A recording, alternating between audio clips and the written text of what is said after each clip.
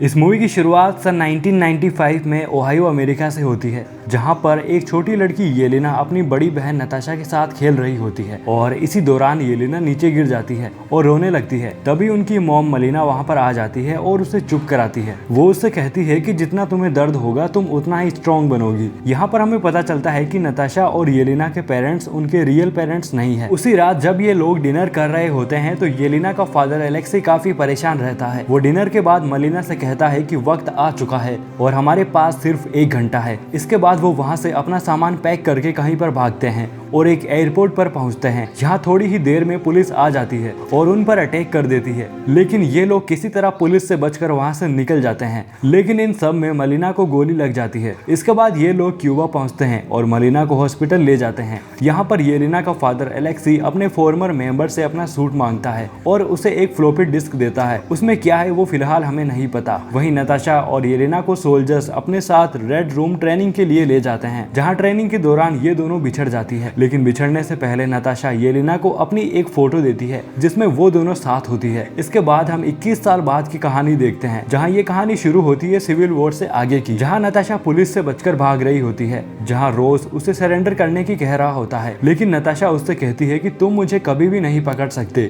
इसके बाद जनरल रोज अपनी आर्मी से नताशा को पकड़ने की कहते हैं, तो पता चलता है कि नताशा नॉर्वे में कहीं पर छिपी है। वहीं येलेना मोरक्को में रेड रूम ट्रेनिंग के बाद गलती से यहाँ पर एक ब्लैक विडो को मार देती है, जो पहले रेड रूम में काम करती थी। यहाँ मरने से पहले वो ब्लैक विडो पर एक रेड डस्ट का इस्तेमाल करती है, जो येलेना की आंखों में चला जाता है और उसे होश आता है कि अब तक वो किसी और के कंट्रोल में थी। तो ब्लैक विडो येलेना से कहती है कि तुम रेड रूम की ट्रेनिंग में जितनी भी ब्लैक विडो फंसी है उन्हें तुम ही को बचाना होगा। इसके बाद येलेना अपने पैर से ट्रैकर को निकाल लेती है और उस रेड डस्ट को लेकर वहाँ से भाग जाती है, यानी अब वो रेड रूम का हिस्सा नहीं रही। उधर नॉर्वे में नताशा एक आदमी रिक से मिलती है और इधर हम रेड रूम के हेड ड्रेकोव को देखते हैं, जिसने अपना टास्क मास्टर स्टार्ट कर दिया है। इस टास्क मास्टर की एक खासियत होती है कि ये किसी को भी कॉपी कर सकता है। उधर रिक नताशा को उसकी जरूरत की सारी चीजें देता है। इसके बाद हम देखते हैं कि नताशा के पास एक पार्सल आया होता है। दोस्तों, इस पार्सल में येलेना ने वही रेड डस्ट भेजा था जो कि उसे ब्लैक विडो से मिला था। इसके बाद नताशा जब कहीं पर जा रही होती है तो उसकी गाड़ी में एक बहुत ही जोरदार धमाका होता है जो उस टास्क मास्टर ने किया होता है। टास्क मास्टर नताशा से कई गुना ज्यादा तेज होता है। यहाँ इन दोनों के बीच बहुत ही जबरदस्त फाइट होती है। दोस्तों, दरअसल ये टास्क मास्टर नताशा के पीछे नहीं बल्कि एंटीडोट यानी उस रेड डस्ट के लिए आया था। यहाँ से नताशा किसी तरह भाग जाती है और इसके बाद जब वो उस एंटीडोट को खोलकर देखती है तो उसमें उसे वही फोटो मिलती है जो उसने मूवी की शुरुआत में येलेना को दी थी। इसके बाद ये अपनी बहन यानी येलेना के पास जाती है, जहाँ इनके बीच नॉर्मल फाइटिंग होती है। इस फाइटिंग के बाद जब ये दोनों आपस में बात करती है तो नताशा को पता चलता है कि वो रेड रूम अभी भी एक्टिव है। दोस्तों, मैं आपको बता दूं कि रेड रूम का हेड वही था जिसे मूवी की शुरुआत में एलेक्सी ने वो फ्लॉपी डिस्क दी थी। ये दोनों कुछ बात कर ही रही होती है कि तभी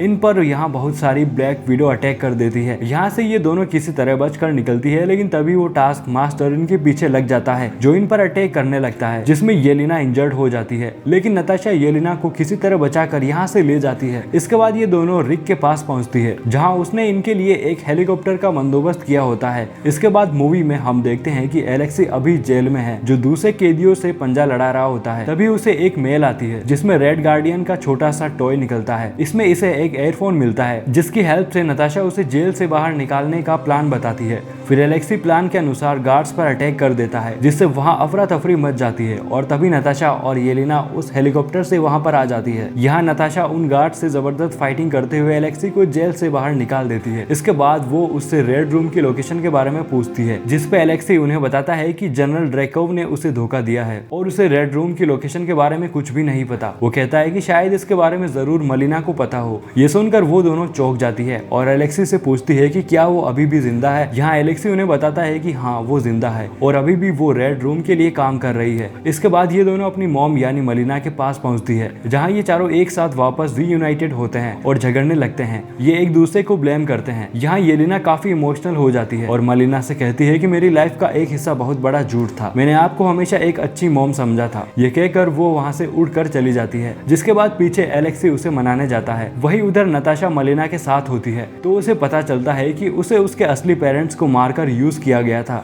ये सुनकर नताशा भी काफी इमोशनल हो जाती है और रोने लगती है। इसके बाद मलिना नताशा को बताती है कि उसने उनके आने से पहले रेड रूम को अलर्ट कर दिया था, जो यहाँ कभी भी आ सकते हैं। उधर रेड गार्डियन यानी एलेक्सी येलेना को मनाने की कोशिश करता है। वो उसे कहता है कि उसने हमेशा एक सच्चे पिता की तरह उन दोनों को ट्रीट किया था। तभी यहाँ रेड रूम के गार्ड्स और ब्लैक विडो आ जाते हैं और इन सबको पकड़कर ले जाते हैं। इसके बाद जब ड्रेको मलिना को उसके काम के लिए थैंक्स बोल रहा होता है तो हमें पता चलता है कि नताशा और मलिना ने फेस मास्क टेक्नोलॉजी की मदद से खुद के चेहरे चेंज कर लिए होते हैं। इसके बाद जब नताशा ड्रेकोव को मारने की कोशिश करती है तो उसे पता चलता है कि ड्रेकोव ने हर एक ब्लैक विडो के अंदर एक ऐसा फेरोमोन फिट कर रखा होता है जिसकी वजह से वो सभी ब्लैक विडो को कंट्रोल कर सकता था और वो ब्लैक विडो कभी भी ड्रेकोव को चाहकर भी नहीं मार सकती थी। ये सब जानने के बाद नताशा जानबूझकर ड्रेकोव को गुस्सा दिलाती है ताकि वो गुस्सा हो जाए और नताशा पर अटैक कर दे, ताकि किसी तरह से उसके अंदर लगा फेरोमोन डैमेज हो जाए और वो ड्रेकोव को मार सके। लेकिन ड्रेकोव जब ऐसा नहीं करता तो नताशा खुद ही अपने सर को जोर जोर से एक टेबल पर मारने लगती है, जिससे वो फेरोमोन डैमेज हो जाता है।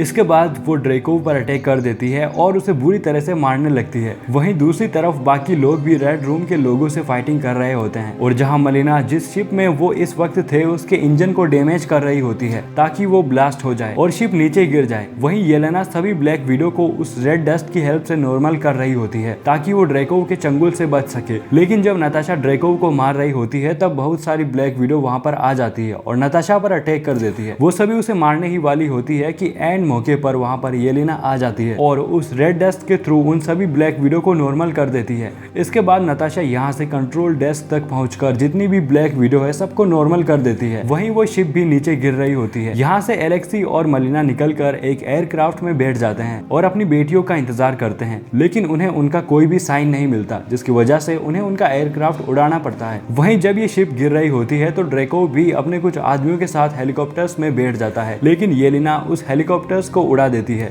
जिसमें फाइनली ड्रेको मारा जाता है। इसके बाद जैसे ही येलेना नीचे गिर रही होती है तब नताशा उसके पास आती है और उसे एक पैराशूट पहना देती है ताकि वो सेफली नीचे लैंड कर जाए। वहीं नीचे गिरने के बाद नताशा और उस टास्क मास्टर के बीच फाइटिंग स्टार्ट हो जाती है, जहां नताशा उसका हेलमेट निकाल देती है और जैसे ही वो उसे मारने उसके पास जाती है तो वो उसे भी उस रेड डस्ट की हेल्प से नॉर्मल कर देती है और इस तरह ये चारों वापस रीयूनाइटेड हो जाते हैं। इसके बाद हमें 2 सप्ताह बाद की कहानी दिखाई जाती है, जहां नताशा रिक के पास पहुंचती है और जब यहाँ वो अपना हेलमेट हटाती है तो इन्फिनिटी वॉर में जैसी वो दिखती है वैसे ही लग रही होती है। यहाँ पर रिक उसे एक फाइटर जेट दिखाते हुए कहता है कि अगर तुम मुझे थोड़े पैसे और थोड़ा टाइम दोगी तो मैं तुम्हारे लिए ऐसा कुछ भी ला सकता हूँ। इसके बाद वो बाकी के एवेंजर्स को बचाने के लिए निकल जाते हैं और इसी के साथ ये मूवी यहीं पर एंड हो जाती है।